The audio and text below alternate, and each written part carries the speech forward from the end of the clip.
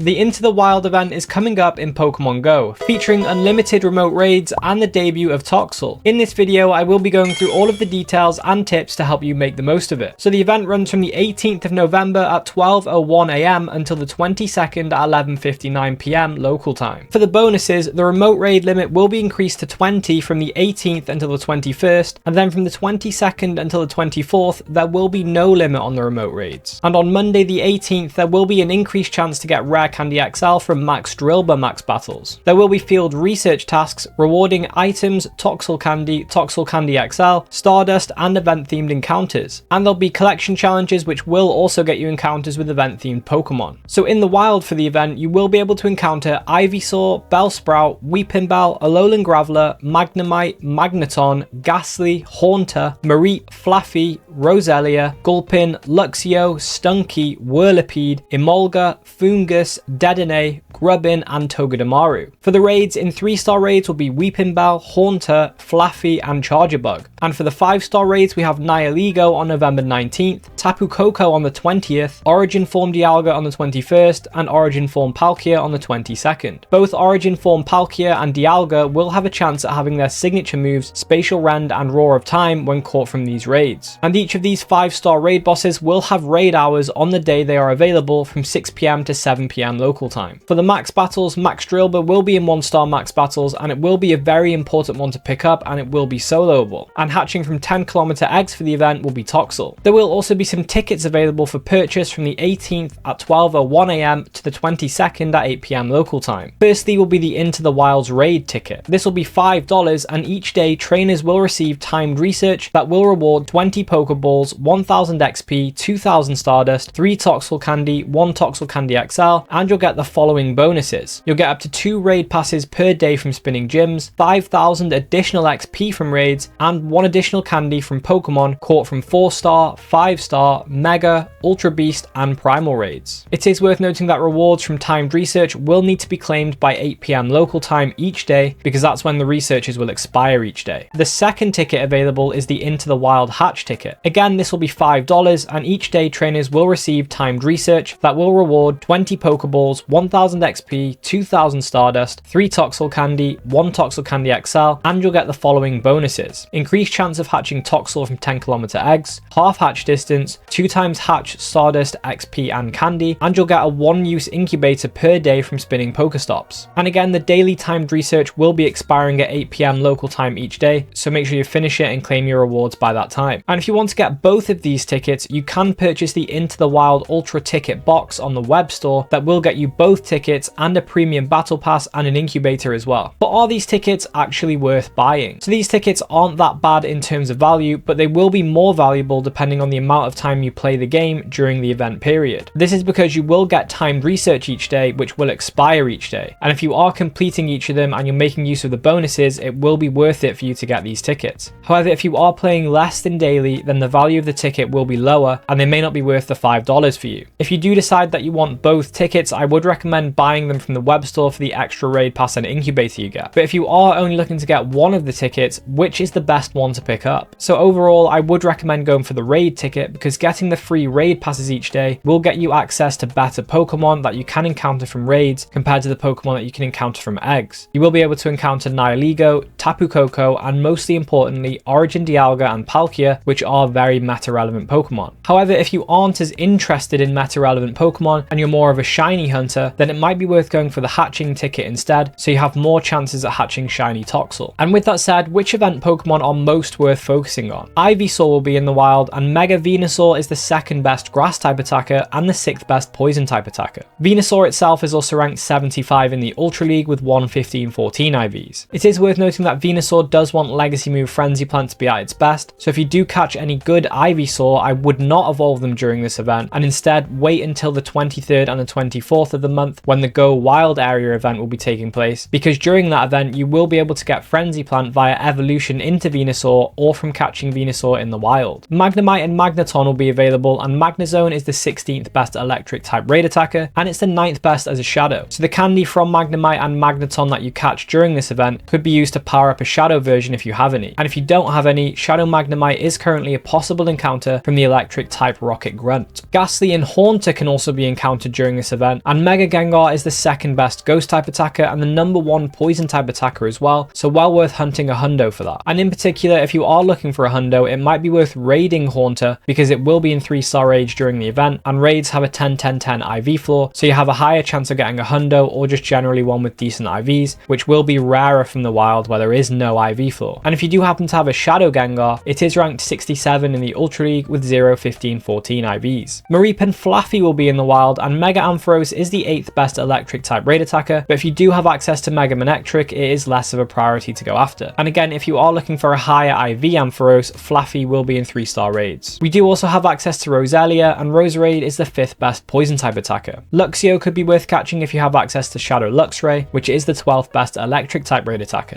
And Stunky is a good one to go after for Go Battle League, where its evolution Skuntank is ranked 61 in the Ultra League with 3, 15, 14 IVs. And in particular, it does want to be powered up by XL Candy to be at its best, so having access to Stunky in the wild will be really helpful for that. And also keeping all of the Stunky you catch and trading them or mirror trading them will help with you getting XL Candy, because you will get a guaranteed XL Candy per trade this season. Foongus will be in the wild, and whilst not meta relevant, it is a Stardust boosted Pokemon that gives 500 Stardust per catch, which is 5 times the amount you get from regular Pokemon. And for the 3-star raids, Haunter and Flaffy could be options to raid for the certain reasons I mentioned before. For the 5-star raids, there will be a few options. Nihilego is a decent Pokemon to have as a poison type attacker, where it is the 2nd best overall. Tapu Koko is the 8th best fairy type attacker with its legacy move Nature's Madness, which unfortunately it won't have when caught from these raids, so it will require an elite charge TM to get. But it's probably not worth using an elite charge TM for this, because there are better targets like Primal Groudon and Kyogre with Precipice Blades and Origin Pulse, for example. And whilst both Nihilego and Tapu Koko do have their relevance, they are both less important to raid than Origin Palkia and Dialga. So other than your free raid passes, I would probably hold on to your premium battle passes and your remote raid passes to raid Origin Dialga and Palkia instead. Origin Dialga is well worth raiding because it is ranked 30 in the Master League, and it's the 5th best Steel type attacker and the 8th best Dragon type attacker. Not only that, it does have the chance of coming with its signature move Roar of Time, which has an adventure effect, which is an effect that you can use outside of battle. And this one in particular can pause the time for items such as Incense, Daily Incense, Star Piece and Lucky Eggs. This effect costs 5,000 Stardust and 5 Dialga Candy for 6 minutes, and you can spend more to stack this up to 2 hours, and you can use it again to increase it up to 24 hours total. This is very handy in particular if you're hunting Galarian birds from the Daily Incense. Origin Palkia is also definitely worth raiding while you can, because it is one of the best Pokemon in the Master League at rank 2, and it is the 4th best Dragon type attacker in the game. And again, this Pokemon has a chance of coming with its signature move Spatial Rend, which also has an adventure effect. This effect increases the distance at which you can encounter Pokemon, and it costs 5,000 Stardust and 5 Palkia Candy for 10 minutes, and again it can be increased up to 2 hours and then up to a total of 24 hours. And generally, candy for both Palkia and Dialga are very valuable because of their adventure effects. And for the max battles, Max Drillbur is well worth going after, especially if you're going to be doing Gigantamax Toxtricity battles during the Go Wild Area event, because it does have a double weakness to ground, being a poison and electric type. This makes Max Excadrill the best counter for it, and it will make the battles a lot easier. And outside of max battles, Excadrill is the 16th best ground type attacker and the 8th best as a shadow, so a decent budget ground type raid attacker as well. And if you are going to be doing some Max Drillbur battles, November 18th will be a specifically good day to do so, because on this day, each battle with Max Drillbur will have an increased chance to give Rare Candy XL, which can be turned into Candy XL for any Pokemon. And with that said, how can you maximize candy gains for these Pokemon? Firstly, you could purchase the Into the Wild Raids ticket to get extra candy for Pokemon from 4-star, 5-star, Mega, Ultra Beast, and Primal raids. And the Into the Wild Hatch ticket will get you 2 times hatch candy, which could be worth it if you're going to be buying a lot of incubators and hatching a lot of eggs. Other than this, you can always use Pinap Berries to further increase your candy gains while catching Pokemon, and you can Mega Evolve a Pokemon that shares a type with the Pokemon you're catching to increase the amount of candy, Candy XL, and XP you get per catch. And as there are a lot of different types available for this event, there aren't any specific Mega Evolutions that you can do to cover all of them, so it is worth Mega Evolving something that shares a type with the Pokemon that you most want candy for. As a recommendation, I would Mega Mega Evolve a Dragon type if you're going to be raiding Origin Palkia and Dialga, because it will cover both of them, and whilst you don't need to Mega Evolve a Pokemon that shares a type to get more candy from raid caught Pokemon, you do need to have the type shared to get more candy XL. And it's worth noting that trading is also a way to get extra candy this season, because you will get 1 additional candy and 1 guaranteed